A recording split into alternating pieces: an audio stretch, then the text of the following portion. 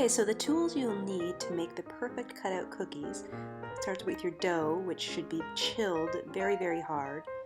You'll need some width guides, your cutter, an offset spatula, and a good silicone rolling pin.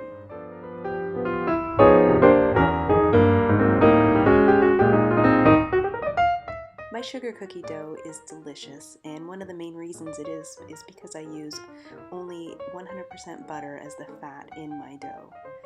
So if you let it rest overnight, your dough will be incredibly hard, and so that's what you should start working with. If you have a look at the picture, it looks like it's dried out and kind of flaky, but it's actually just incredibly cold. So the heat of your hands as you start kneading will start getting your dough going and working and make it a little bit more malleable. But it's still so important just to let your hands slightly warm it up, but still maintain a really cold temperature when you start rolling it out.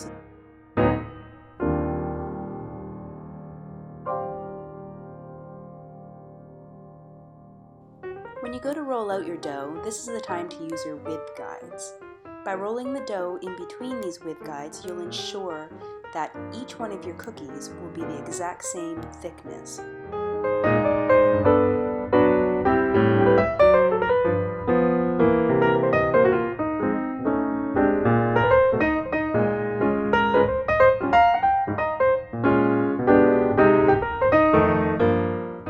Due to the fact that you used extremely chilled cookie dough to knead and roll out, your dough at this point will still be very, very stiff, which is really effective for when you start using your offset spatula and pulling your cookies off of the mat.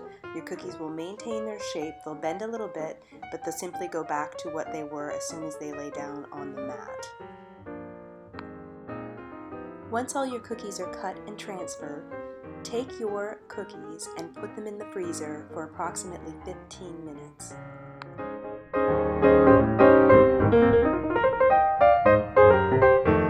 After 15 minutes, your cookies should be rock hard, frozen solid.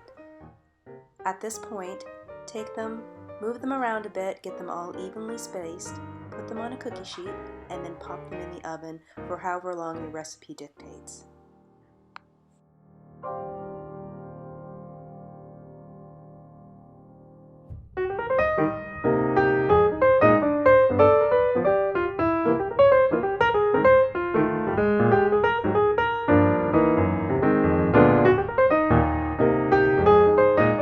When you take your cookies out of the oven, you'll see that there's absolutely no spreading of the cookie dough. They're in the same shape that they were when you put them into the oven.